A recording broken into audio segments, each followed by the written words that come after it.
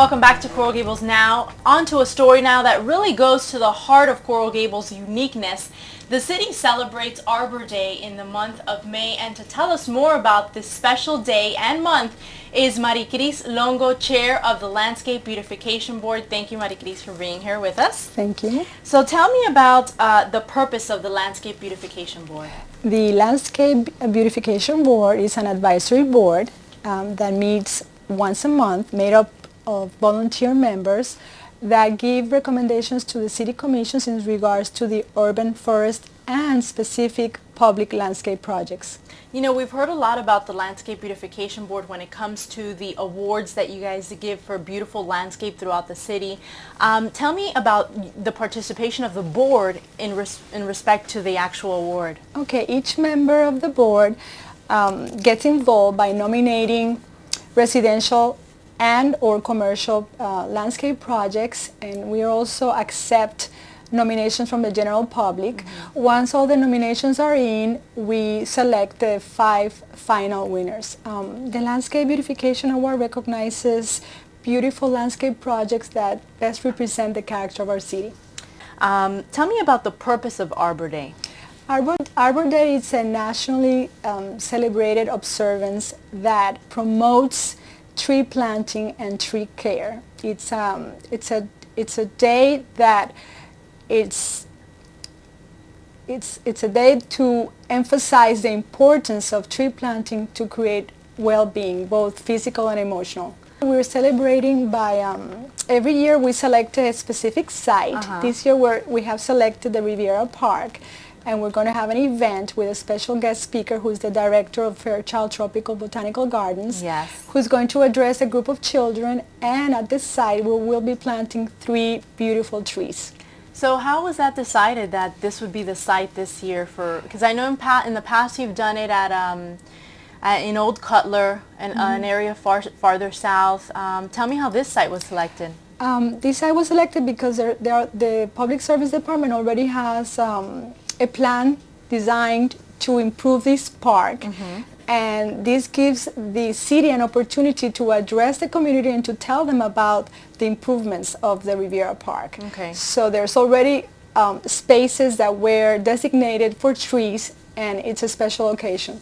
Have you been there before? You've been to Riviera Park before. Tell me about it. For someone who's never seen it before, is it really in need of trees at this point?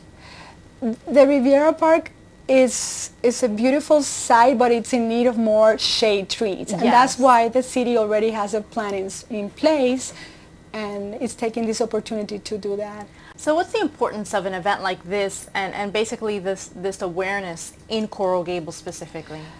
Very important in Coral Gables because Coral Gables was founded, the city was founded following the principles, the urban planning principles of the Garden City movement, and which emphasizes the importance of trees in streetscapes to create a balanced urban community. Otherwise it would be all cement and it would not be what it is today. And so this day creates awareness and promotes the continuation of planting trees to continue our tradition. So is that what we're going for? Is this what you want people to get out of this event and this whole Arbor Day experience, to be able to go out and do this at home in their own place? Twofold reasons. One would be to be excited about creating beautiful landscapes. Maybe next year they can nominate a friend. They can actually go online and print the form, and also to continue promoting and putting pressure to the city to create green spaces, parks and green spaces, because Coral Gables is what it is because we are a garden city, because someone had that vision in the early 20th century. Coral Gables would not be what it is. It would be another typical American city if we didn't have the trees. We would be a typical city. What creates value, what gives us value are the trees. our forestry. And it's so true, and I've even heard that it gives us a monetary value as well. The properties actually, they're appraised higher just because you have this beautiful landscape. So anything that can keep the value of your house and keep the value of the neighborhood that you live in. And more important than all of that, than money, which is obviously true because it does give value. Aesthetics gives value. Absolutely. Anything that is beautiful. You go to cities you go to Paris, and Paris has the most beautiful parks, and the price per square foot is very, very high. So we need nature in our city. You're right. Well, thank you so much. I appreciate you coming here you. and giving us that information, and hopefully you can participate next year in the Arbor Day ceremonies and celebration. And if you want to see those Landscape Beautification Award winners, you can actually go to our website. It's www.coralgables.com, and then where you've got the search engine, you can actually type in the keyword Landscape Beautification Awards, or you can actually go to the Public Service Department webpage and you'll find it there as well.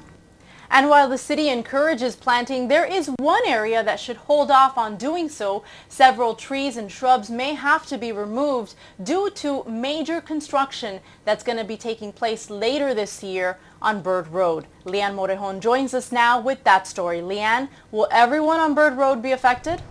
Belkis, the construction is limited to a section of this road right here, Bird Road, and it'll be extending from Southwest 38th Avenue to Southwest 57th Avenue. Now, the construction will be taking place on the actual streets and sidewalks that visitors and residents frequent every day. The Florida Department of Transportation has a new project in the works, and it's happening on a main thoroughfare in Coral Gables. The District 6 Restoration, Rehabilitation, and Resurfacing project will give the stretch of Bird Road that runs right through our city a much-needed facelift. The project will be limited to a section between Southwest 38th Avenue and Southwest 57th Avenue. Consulting project manager Pablo Belecki says the project will address some of the complaints from nearby residents. Most of these problems came up in the public involvement meeting that we had like 6 months ago. Several residents complained about certain issues and we addressed, and also the commissioners had some concerns. That was a coordination between residents, commissioner, and designers. The road project will include the following fixes: the milling and resurfacing of the roadway, drainage improvements, new signing and road markings, upgrade of traffic signals, upgrade of traffic railing barriers on the Coral Gables Waterway Canal, and the addition of a pedestrian bridge, and the installation of new sidewalks. This particular facet of the project is what will be affecting the trees and greenery along the street. The original idea was to have a sidewalk at the right-of-way line. We realized that there are a lot of trees, small and big trees, on this area, and were in conflict with the proposed sidewalk. So what we are doing is we are removing some small trees, and basically we are shifting the sidewalk when we have big trees to avoid removal. The area between the 500 and 1500 block of Bird Road will be dealing with the issue of tree removal the most. Affected residents will be asked to relocate their trees or plants at their own expense, or to allow FDOT to remove them or cut them at their own discretion. According to Bilecki, FDOT is trying its hardest to maintain as many existing trees and greenery as possible. We went to the field several times with DOT personnel and the landscape architects, and we basically went property by property, trying to avoid as much relocation as we could.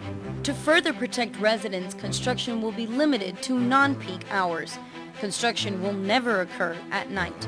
Eastbound is going to be afternoon, and for the westbound is morning.